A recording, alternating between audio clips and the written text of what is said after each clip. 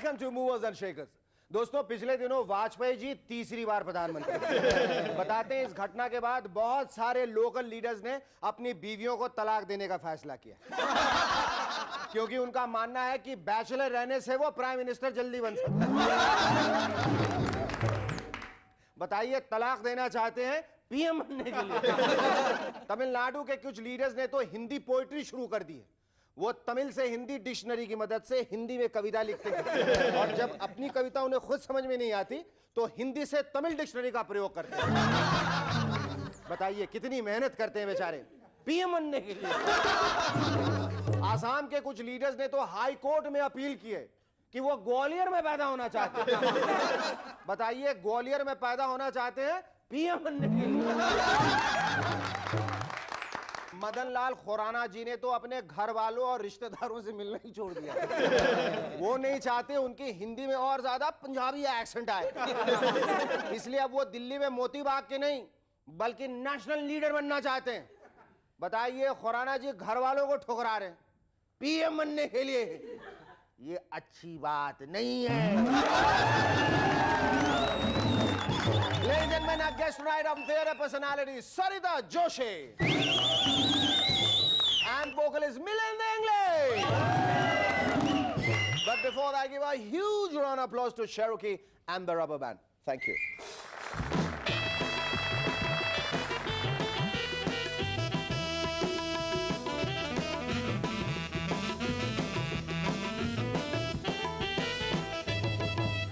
इस बार वाजपेयी जी की मिनिस्ट्री में 74 मिनिस्टर्स, 74।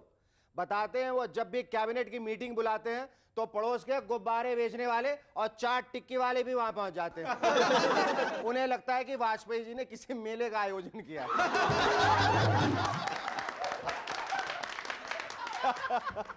यूनियन मिनिस्टर्स को आजकल परेशानी हो गई है कि अपने जूनियर्स यानी मिनिस्टर्स ऑफ स्टेट को क्या कहा।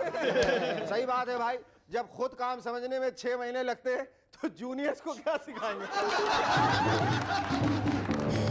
एनीवे, ममता बनर्जी को एक बार फिर रेलवे मिनिस्ट्री मिल गई।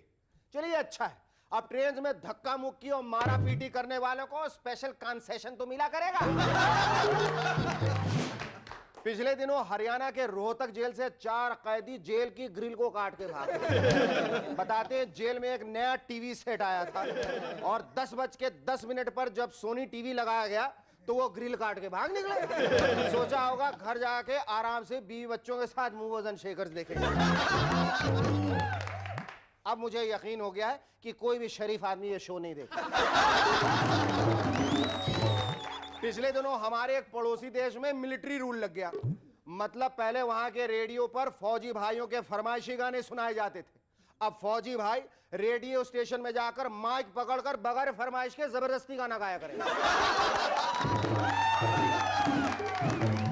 आजकल बाढ़ की वजह से फिलीपींस की कैपिटल मनीला का ट्रैफिक बिल्कुल अस्त व्यस्त हो गया। भाई बाढ़ आएगी तो ट्रैफिक का नुकसान तो होगा ही, लेकिन मेरी समझ में ये नहीं आता कि जब लोगों को मालूम चला कि बाढ़ आ गई है या आने वाली है तो गाड़ियां लेके घर से बाहर क्यों निकले। क्या वहां पर एक भी नाव या स्टीमर नहीं है? मेरे ख्याल से हो सकता है उन्हें बाढ़ या बारिश की खबर ही ना मिले। ये हो सकता है, और अगर ऐसा है तो जरूर वो दूरदर्शन के मौसम समाचार सुनते होंगे। कुछ दिनों से हमारे कई नेता अनाउंस कर रहे हैं कि वो गवर्नमेंट को डोर स्टेप्स पे लेकर आएंगे। ये बहुत ही खतरनाक स्टेप मालूम। मतलब फ्यूचर में हमारी सरकार आईएमएफ से लोन नहीं मांगेगी बल्कि हमारे घर घर आके लोन मांगेगी। सुना है इंडियन रेलवेज अपने किराए बढ़ाना चाहती। चलिए अच्छा है, इससे कम से कम रेल यात्रियों का स्टेटस हाई हो जाएगा। अब तक तो एयर पैसेंजर्स हवाई यात्रा के 2 महीने बाद तक अपने सूटकेसेस पर बैगेज टैग लगाकर घूमते हैं। प्लेन से गया था Delhi.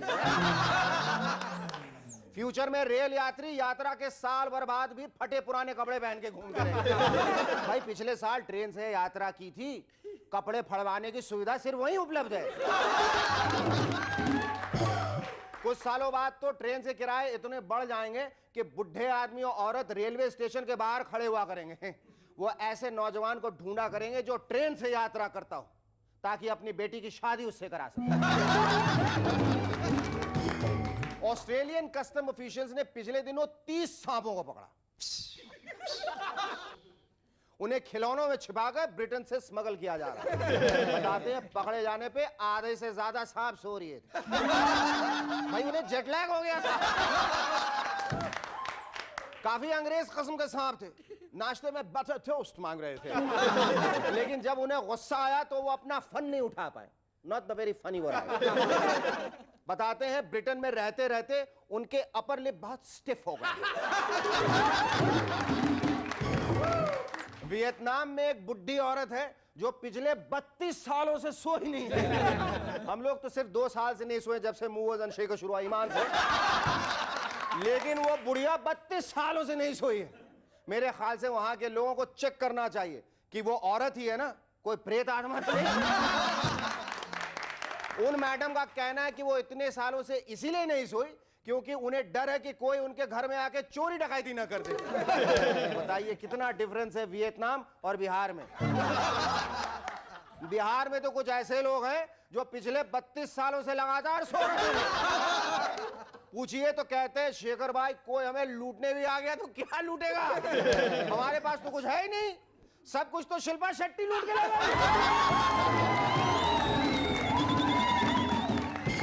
Our first guest on Movers and Shakers tonight is a stalwart of Gujarati theatre with over 150 plays to her credit. Ladies and gentlemen, please welcome Sarita Joshi.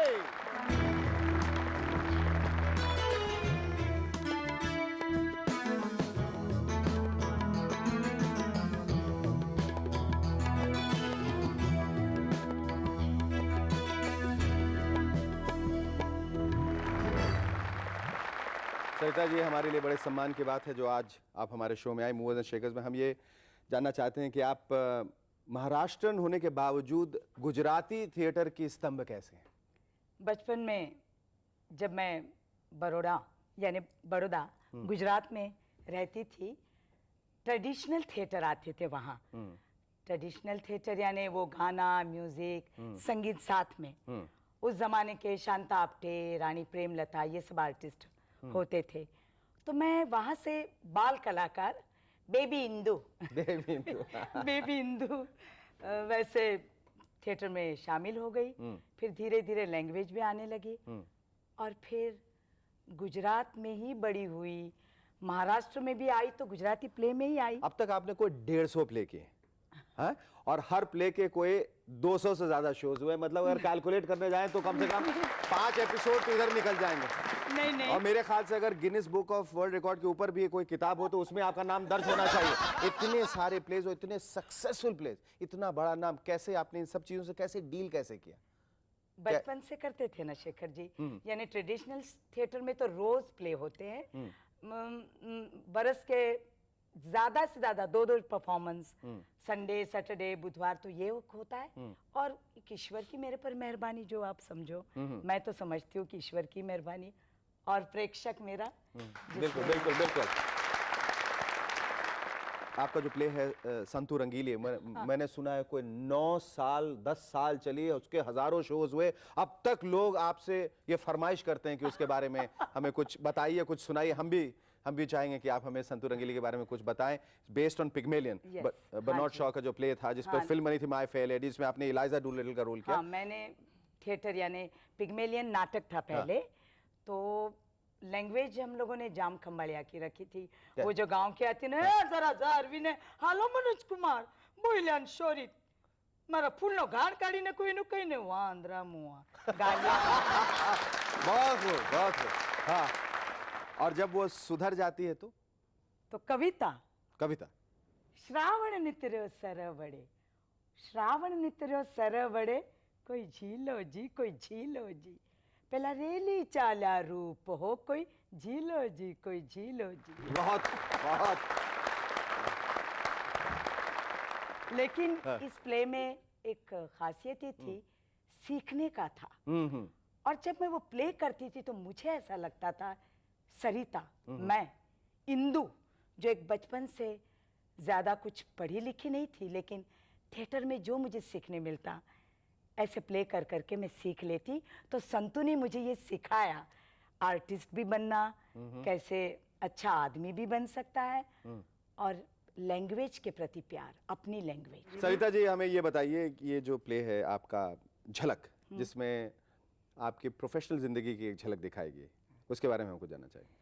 मेरे theatre के साथ जुड़ी हुई अपनी खुद की ज़िंदगी पर मैंने थोड़ी थोड़ी बातें, ऐसी बातें जो मुझे अच्छी लगती थी, जैसे एक ट्रेडिशनल वो छोटे छोटे बच्चे होते हैं और ऐसे स्तुति करते हैं और एक्सप्रेशन नहीं होता, एकदम मेकअप बहुत गौड़ी, चपटे बाल और ऐसे लाल लाल गाल, और ऐसे फिर खड़े हो जाते, उसमें एक्सप्रेशन नहीं, और जो गाते एक तारसू बनाम एक तारसू ऐसे पूरे गाते रहते हैं। और ये सब चीजें बहुत मुझे अच्छी लगती थी बचपन में। ये जो आपका नया प्ले शुरू होने वाला है सखूबाई, ये कैसा प्ले है? इससे लेकर आप उत्साहित हैं बहुत? हाँ, इसलिए उत्साहित हूँ कि एक तो दो स्त्री हैं, नादरा जी भी स्त्री है, मैं भी स्त्री हूँ, दो औरतें मिलके एक सखूबाई को बना रही है, थिएटर में पेश कर रही है, और वो सोसाइटी दिखा रही है।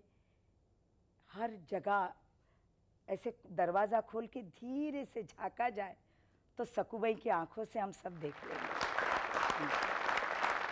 टेलीविजन में आपने दो जो प्ले किए हैं सीरीज, एक तो हसरतें जो कि बहुत पॉपुलर हुआ, और अब जो कर रही हैं एक महलो सपनों का, जो मैं कभी नहीं भूल सकता क्योंकि बिल्कुल मूवर्स एंड शेकर्स के बाद आता है। और इसीलिए मुझे भी मूवर्स और शेखर देखना पड़ता देखना है।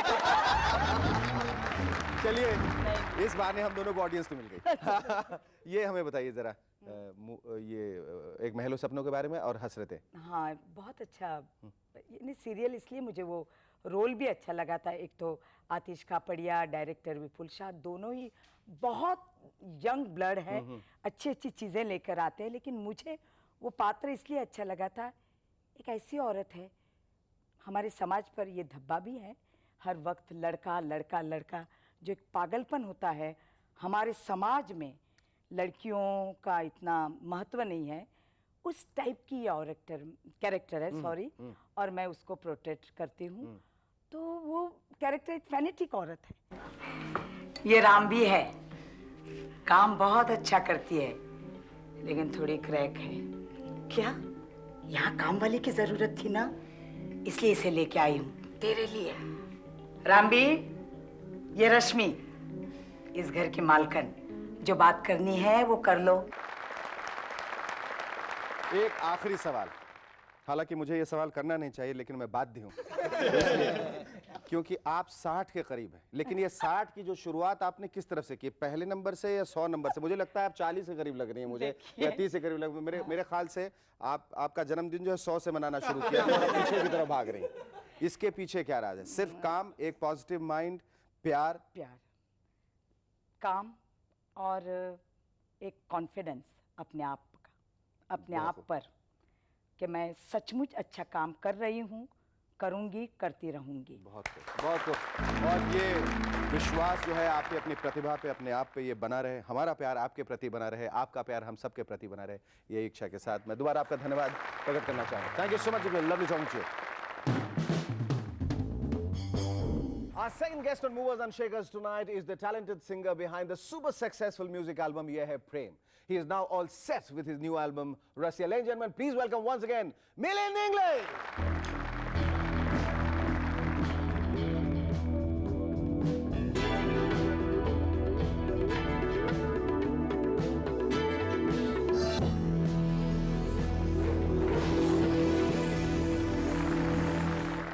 ज़्यादा टाइट हो गया। शेखर जी, मैंने सुना था आप मेहमानों की खिंचाई करते हैं, मगर ऐसी? क्या है ना कि आप रसिया है ना इंग्लिश साहब, इसलिए हम आपको रसिया से खींच के लाए हैं। मैं ऐसा रसिया नहीं हूँ।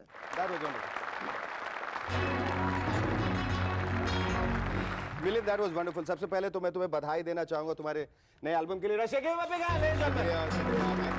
अच्छा, इसमें लिखा है हर दिल में छुपा है एक रसिया, ये कहाँ तक सही?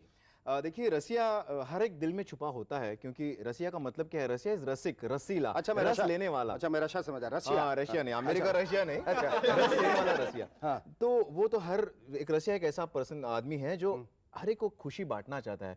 Who is a person who spreads love, joy everywhere. So these are all different shades of love of रसिया। जो 8 गाने मैंने बनाए हैं, वो they are different.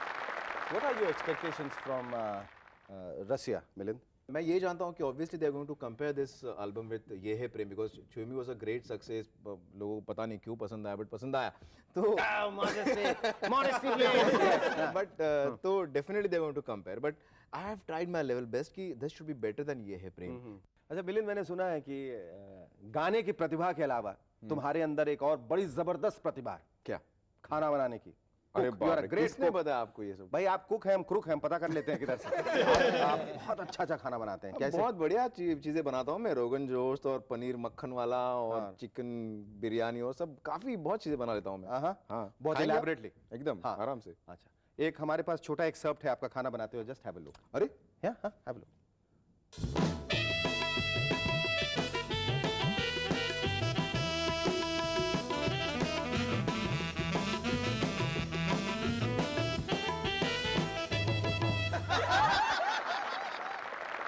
नहीं, मिलिंद शर्माने की जरूरत नहीं, उधर देखने की जरूरत नहीं. भाई तुम बहुत अच्छे कुक हो. You are so meticulous, you so elaborate. I am completely floored by your culinary talents. मुबारक. मिलिंद, हम एक छोटा सा ब्रेक लेंगे, उसके बाद जानना चाहेंगे कि आप गजलों की दुनिया में आना चाहते थे. You wanted to start off as a ghazal singer and there is this competition you went to and that you won 1 lakh rupees. गजल की दुनिया में जाते जाते ये जो एक बदलाव आ गया, एक ठहराव आ गया, एक रास्ता बदल गया, डेटूर आ गया, तुम इधर आ गए, वो क्यों हुआ? एक्चुअली क्या हुआ, मेरी बैकग्राउंड क्लासिकल बैकग्राउंड है. मेरे पिताजी दादा परदा सभी ग्वालियर घराने के सिंगर है. तो उस समय तो ये पॉप और ये सब कुछ था ही नहीं ना, तो इतना तो चक्कर ही नहीं था. तो आई वाज सिंगिंग कि बनूंगा मैं, गजल करना है. फिल्म मेन मेरा एम था कि फिल्म प्लेबैक भी करना. अच्छा. और गजल सिंगिंग. तो गजल की इतनी अच्छी सीखी है, अच्छे गुरुओं से सीखा है मैंने, तो व्हाई नॉट कट अ गजल एल्बम. तो उतने में ही ये है प्रेम हो गया. अब ये बताओ कि प्लेबैक पे तुम्हारा तवज्जो क्यों नहीं रहा, ध्यान क्यों नहीं रहा अभी? प्लेबैक पे तवज्जो तो हमेशा रहा है, मगर पता नहीं मेरी तरफ से उतनी कोशिश शायद नहीं होती है, क्योंकि वो फिल्म इंडस्ट्री में जो कंपटीशन और पॉलिटिक्स है उससे शायद मैं compete नहीं कर पाता हूँ. Maybe I am very frank to you. तो शायद ये वजह हो सकती है. I don't know. पर तुम्हें लगता है कि you deserve नहीं, that? मैं एक ना एक दिन जरूर बनना. आई don't know that I deserve और नॉट, बट एक ना एक दिन मुझे जरूर बनना है. Film playback Ultimate singer. ख्वाहिश अल्टीमेट वही है. ख्वाब मेरा वही है. Definitely. Here's wishing you all the best for your new album and also for all the dreams you're dreaming about to become a playback singer. Thank you so much. It was lovely talking to you.